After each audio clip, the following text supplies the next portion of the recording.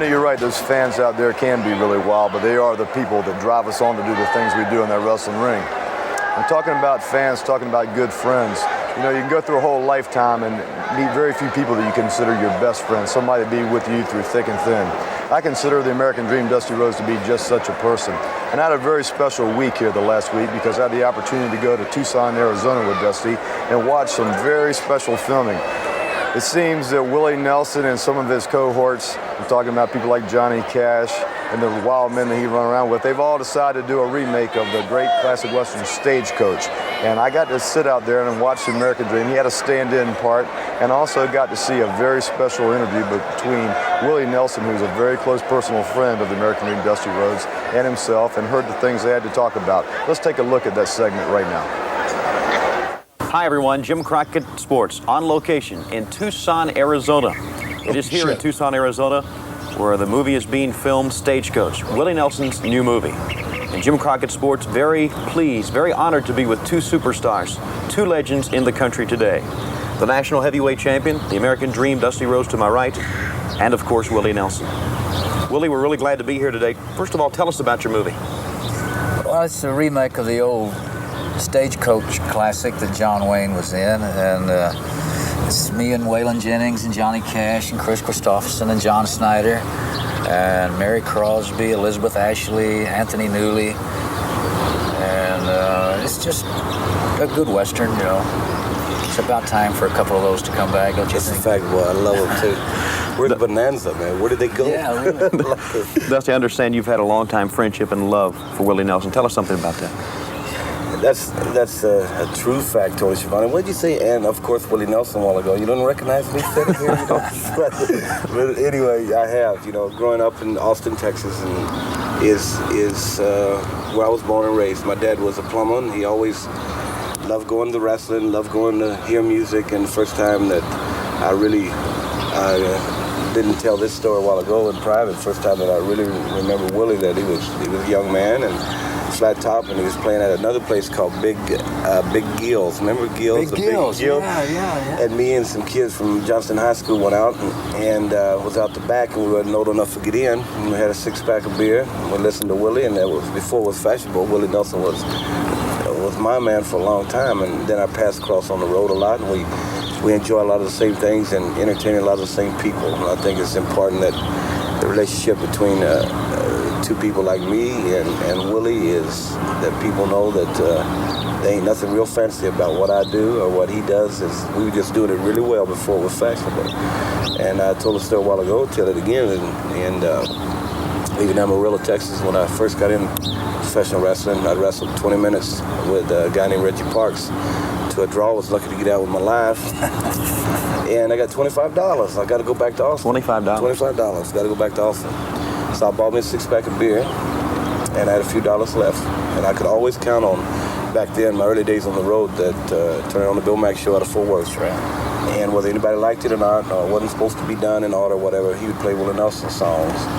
And it made me feel good. It helped me get through the night, helped me get through the road. And he's always, in some way that he doesn't even know, helps me get through a lot of things that I do. And I feel good about Willie Nelson and my relationship. Even if I see him once a year at New Year's or twice a year, and walk up to him, I respect him, and I love Willie Nelson. I always tell him that every New Year's Eve, he looks at me through glassy eyes.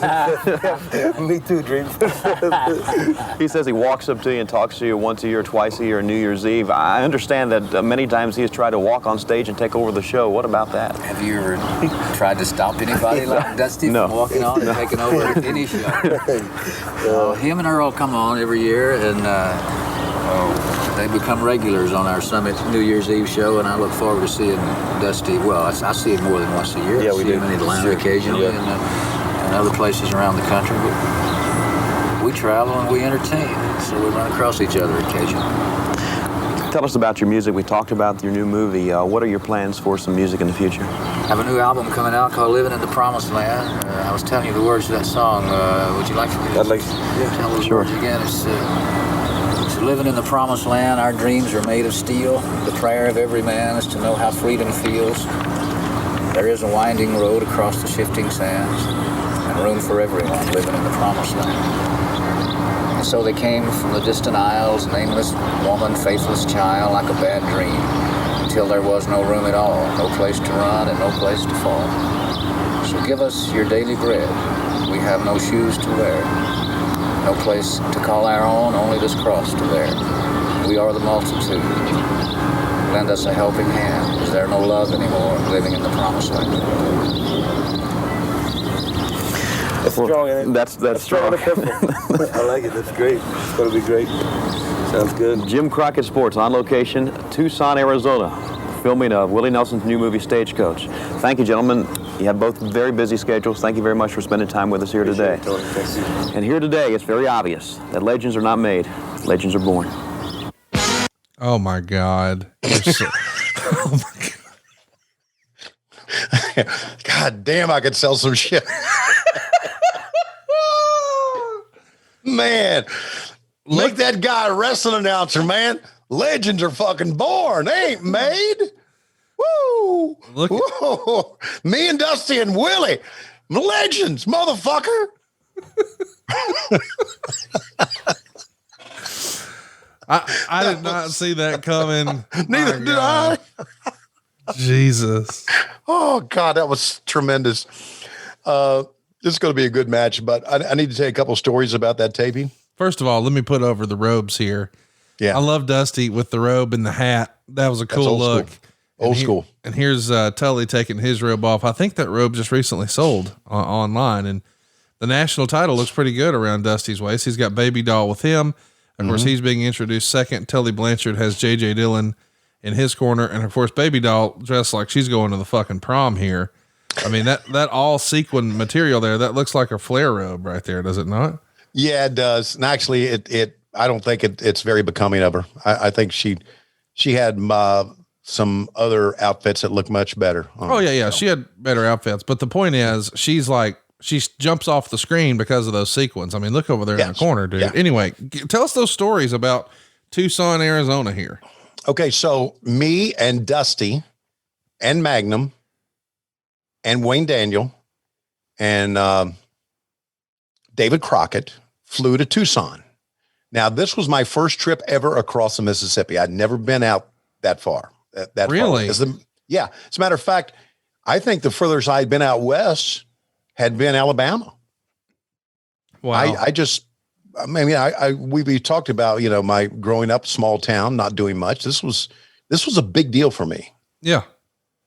So Dusty and David sat in first class, and I think Magnum did too, if I recall that correctly. And Wayne Daniel and I sat in the back, and they bought us drinks, and we got drunker than shit because we connected through Dallas on American Airlines and flew out. So we go to the airport, and we come out of the airport, get our bags, going to get a cab, and we open the doors slide open, and there's a cactus across the street. And Dusty said, "Hello, Tucson. Look at that. It's a fucking cactus. Are we not in Tucson?" That's how drunk we were. We were putting over a fucking cactus. Cactuses are born. They aren't made. Exactly. He said, "We're in look at that fucking cactus." I mean, we were like going crazy. So anyway, the very next day, Wayne Daniel gets everything ready. I'm down with Wayne. He's getting all the camera ready and everything. And I'm sitting there at the pool, and all of a sudden Willie walks up, just nonchalant, just like any other guy walk up. He said, "Hey, how you guys doing?" I went, "Oh, fuck." So Wayne says, "Go get Dusty." I said, "Okay." So I knock on Dusty's door. Boom, boom, boom, boom, boom. He said, "It's open." And I go in, and he's in bed. Okay. But he's got his shirt on. He's in bed. And I said, "We're about ready." And he said, "Is Willie down there?" I said, "Yeah." He said, "Good." And this is the line he hit me with for the first time. He said, "Remember, the big star always walks in last." So he wanted to make sure that Willie was there. I mean, this was classic Dusty, and we loved him for it. He even wanted to make sure that Willie was there first so he could make the dramatic walk-in, right? The star walks in last. And I said, "He's there." And Dusty says, "Okay, let's go." He jumped out of bed, just the shirt on, no underwear on, just naked as he could be. Okay. And I'm thinking, fuck, I'm seeing Dusty Rhodes fucking naked. Wait, and how excited were you to see the Dreams hog? Tell the truth. Anyway, so he goes and puts on these jeans. And I say, you don't wear underwear? He said, hell no, I don't wear underwear. I said, okay. So we walked there and he made his dramatic entrance and we did the interview. We were we were on set at Tucson. They let us on set, as you saw the clip there. And David Allan Coe was there. And David Allan Coe, I'll never will forget, he had this line, "We'll get you for this." So he delivered his line, "We'll get you for this." And the director said, "Okay, do it one more time." And he went, "We'll get you for this." And he said, "Now with passion, say it with passion." He went, "We'll get you for this." And the director looked around and said, "Okay, cut, that works." Because he knew he wasn't going to get anything more out of David Allan Coe. And we went on one of the tour buses with Chris Christopherson, and we were watching. Willie had a movie called Red-Headed Stranger based on his song. I don't know if that movie ever came out, but we were watching some of that on the bus. And I'm thinking, I'm sitting here on Chris Christopherson's bus right beside him. Willie is right across from me, and there's Dusty, and I'm watching a fucking Willie Nelson movie on this bus. I'm thinking, and it's the first time I've been across the Mississippi. I'm thinking, fucking, this is the greatest life in the world for a fucking little redneck from Virginia. That's a cool story. You couldn't beat this. Yeah. You could not beat this. It was, and that's how exciting my life was back in 1986. So, hey, Jesus. We'll get you for this.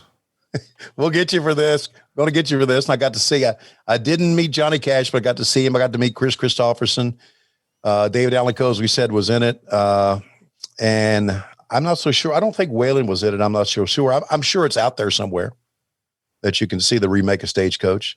But when you see David Allan Coe and they leave the bar and he says, "We'll get you for this," remember, he did 3 takes and the last one was with passion.